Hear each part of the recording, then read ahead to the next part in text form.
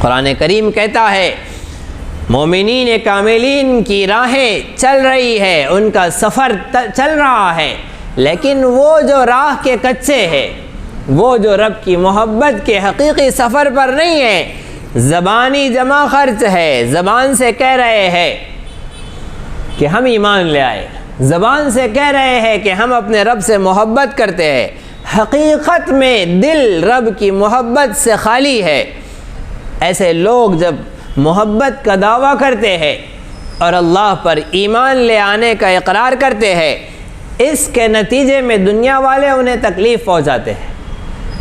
یہ تکلیف، یہ مشقت تو محبت کے سفر کو اور آسان کرتی ہے۔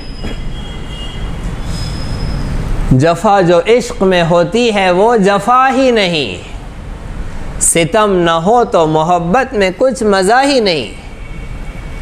جو راہ عشق کی جفائیں ہیں وہ جفا کہاں ہوتی ہے؟ اس میں تو ایک لطف ہوتا ہے، اس میں تو ایک مزہ ہوتا ہے، اسے تو وہی محسوس کرتا ہے جو اس راہ سے گزر رہا ہے۔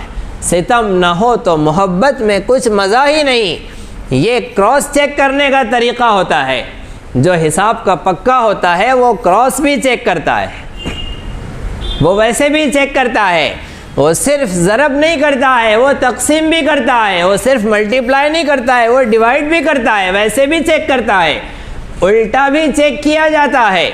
رب ذوالجلال جب اطاعت کرنے والے بندوں کو دیکھتے ہیں کہ وہ رب کی مان رہے ہیں، رب کا نام لے رہے ہیں، تو اللہ رب العزت الٹا بھی چیک کرتے ہیں کہ یہ صرف ہری ہری اور میٹھی میٹھی جی رہے ہیں تب مجھے مانتے ہیں، یا روکھی سوکھی میں بھی مجھے مانتے ہیں۔ اس طرح سے چیک کرتے ہیں۔ محب اور منافق، ان دونوں کو جانچا جاتا ہے، پرکھا جاتا ہے، دونوں کو الگ کر دیا جاتا ہے، دونوں میں امتیاز اور فرق واضح کر دیا جاتا ہے آزمائش کے ذریعے۔ یہ پل ہے جس کے ذریعے سے انسان جانچا جاتا ہے۔ ہم آپ بھی دیکھتے ہیں، اور ایسے کوٹس اور ایسے الفاظ اور ایسے اقوال آج کی دنیا میں اور میڈیا میں، الیکٹرانک میڈیا میں ہمارے سامنے گردش کرتے رہتے ہیں۔ ہم دیکھتے ہیں کہ حقیقی دوست کا پتہ آزمائشوں ہی میں چلتا ہے۔ یہ قرآن کا اعلان ہے کہ اللہ رب العزت سے حقیقی محبت کرنے والے سچے مومنین اور جھوٹے یعنی منافقین کے درمیان فرق اللہ رب العزت آزمائشوں سے کرتے ہیں۔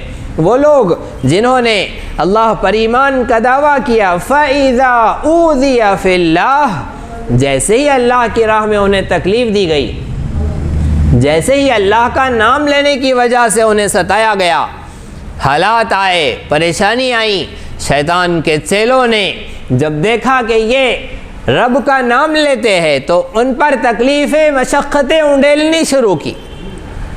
تو مومنین کاملین کو تو اس تکلیف میں مزہ آیا، انہوں نے اعلان کیا ھذا ما وعدنا اللہ ورسولہ، ارے یہ تو وہی ہے جس کا رب نے اور رسول نے ہم سے وعدہ کیا تھا۔ وصدق اللہ ورسولہ، اور اللہ اور اس کے رسول نے سچ کہا تھا۔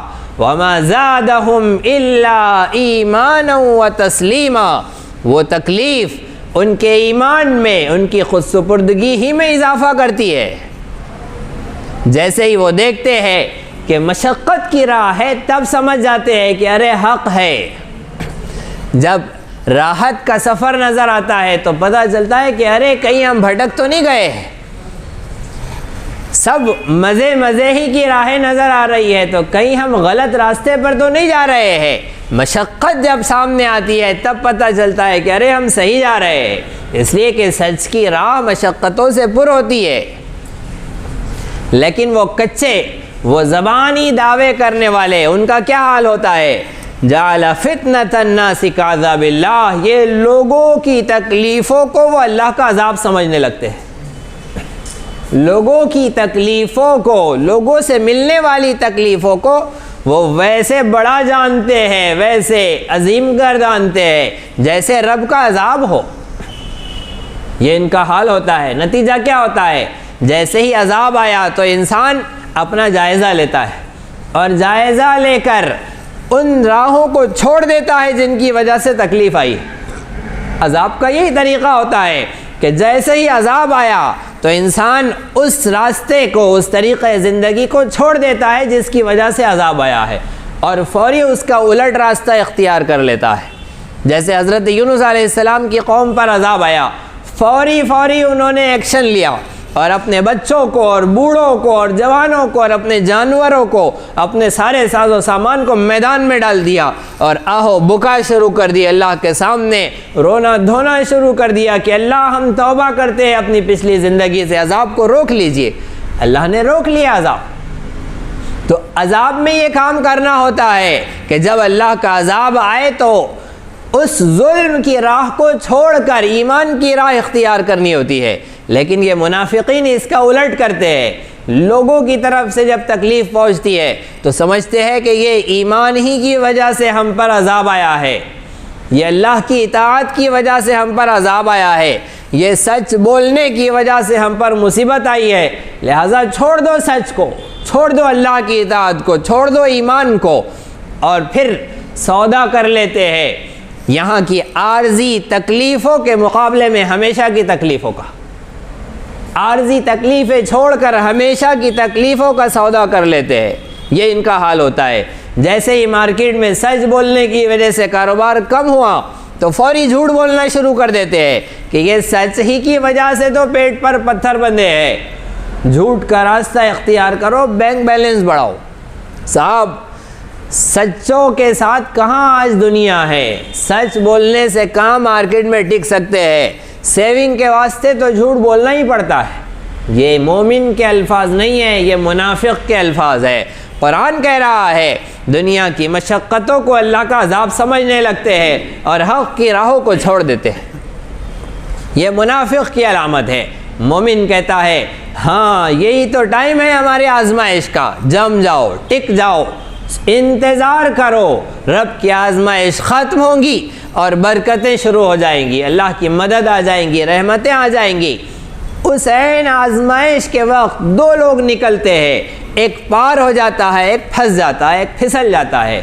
پار وہ ہو جاتا ہے جو اس لوگوں کی طرف سے پہنچنے والی تکلیف کو آزمائش سمجھتا ہے اور اللہ رب العزت کی طرف متوجہ ہوتا ہے اور حق پر جم جاتا ہے، ٹک جاتا ہے۔ اور ایک وہ ہوتا ہے جو پھسل جاتا ہے، جو سچ کی راہ کو چھوڑ دیتا ہے، جھوٹ کی راہ اختیار کر لیتا ہے، جو امانت داری کی راہ کو چھوڑ دیتا ہے، بے ایمانی شروع کر دیتا ہے۔ اسی طرح دینی، علمی، اصلاحی اور تاریخی دروس و بیانات سے استفادے کے لیے آپ کے اس چینل کو لائک، شیئر اور سبسکرائب کریں۔ یہ نغمہ حور جنت ہے، یہ ساز تم کو